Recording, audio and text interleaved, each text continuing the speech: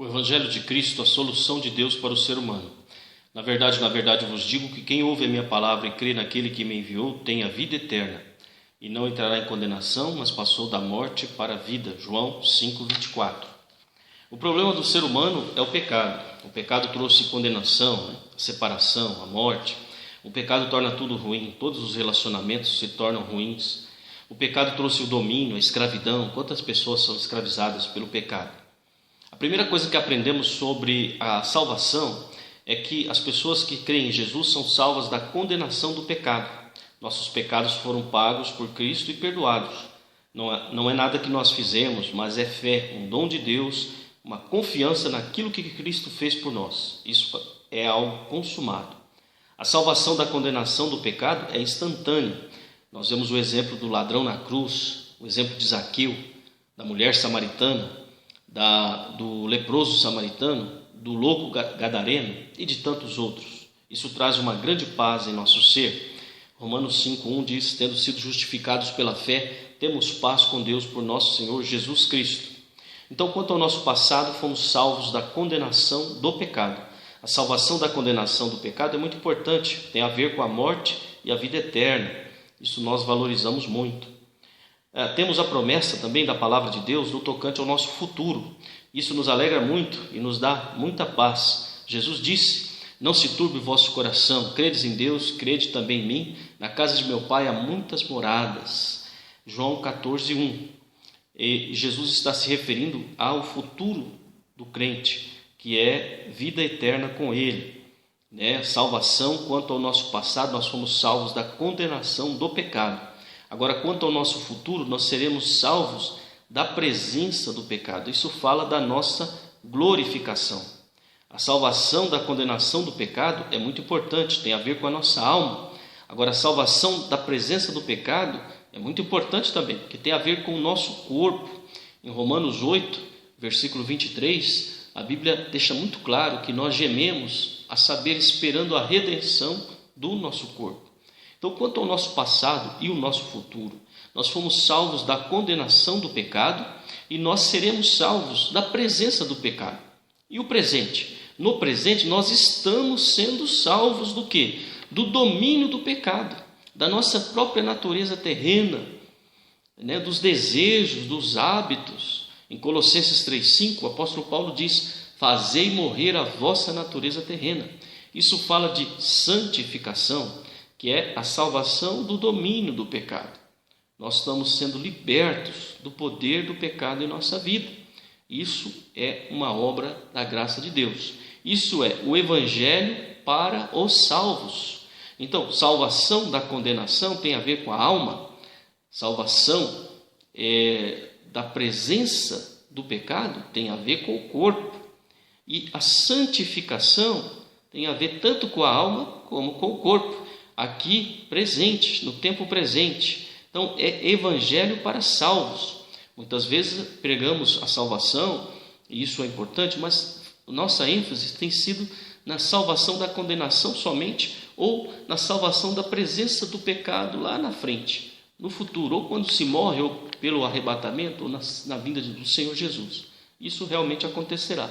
Porém, nós muitas vezes achamos que não precisamos de evangelho para nós. O evangelho é para outros, mas, segundo o ensino de toda a Bíblia, o evangelho é para os salvos, é salvação para os salvos.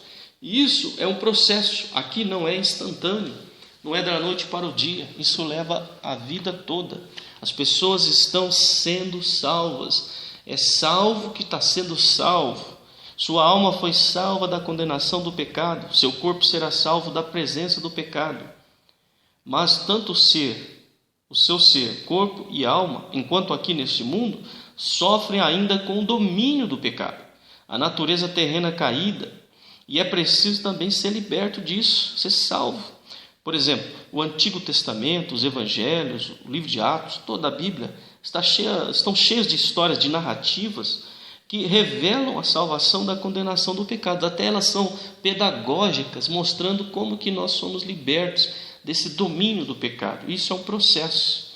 Por exemplo, Abraão foi um homem que foi chamado pela fé e creu no Senhor, mas ele foi salvo da condenação, mas ainda não tinha sido salvo do domínio do pecado. Houve todo um processo. Deus entrou numa aliança com Abraão, Deus lhe prometeu terra, semente e bênção.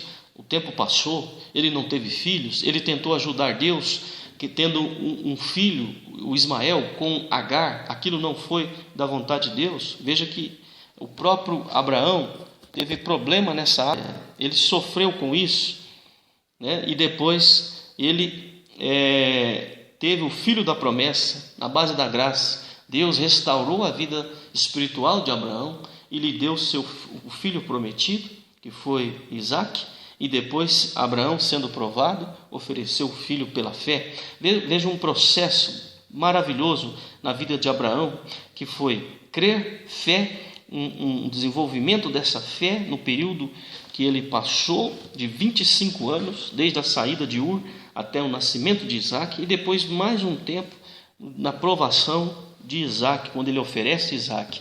E vemos um homem sendo amadurecido em Cristo Jesus. Foi salvo da condenação. Deus tinha promessas futuras para Abraão e a sua descendência, então, e para o céu também. Então, salvo da presença do pecado e também salvo do domínio do pecado. Uma bênção a história desse homem, assim como foi com José, assim como foi com Jacó, assim como foi com Davi, assim como foi com Paulo e tantos outros servos. Então, há muitas histórias que revelam a salvação do domínio do pecado. A salvação do domínio do pecado é muito importante porque tem a ver com o nosso relacionamento com Deus e com o próximo aqui no mundo.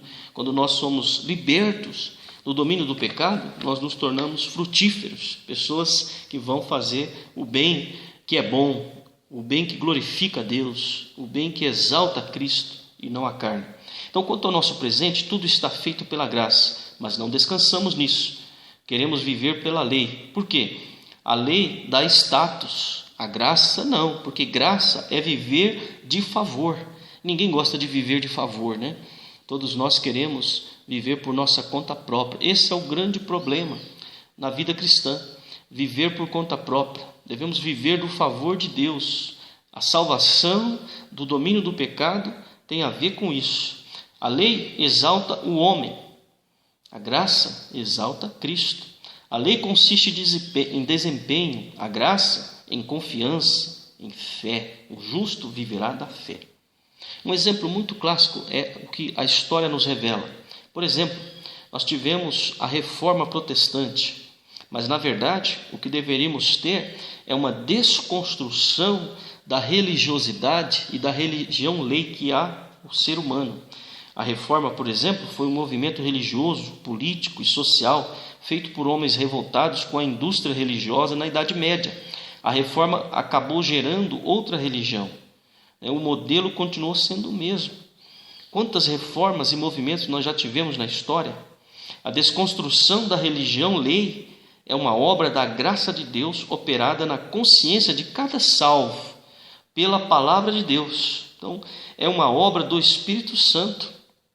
Isso mostra que o salvo está sendo salvo do domínio do pecado, não através de religiosidade, de cerimônias, de altares. Não precisa nada disso. No Evangelho, precisa somente de Jesus, porque Deus nos deu tudo o que é necessário para a salvação da condenação, é Cristo. Para a salvação da presença do pecado, é Cristo. E para a salvação do domínio do pecado, é Cristo também, não é eu, não sou eu, não é você, é Jesus. Ninguém pode ser liberto por si mesmo, é só Jesus que pode nos libertar. Hoje existe o crente de igreja, religião, e o crente em Jesus Cristo somente, que é o discípulo de Jesus. Deus nos deu sua palavra, o Novo Testamento, está claro, o Evangelho da graça de Deus, para não sermos enganados por homens, e nem por nós mesmos, porque muitas vezes nos deixamos enganar por nós mesmos. Vamos confiar no Senhor.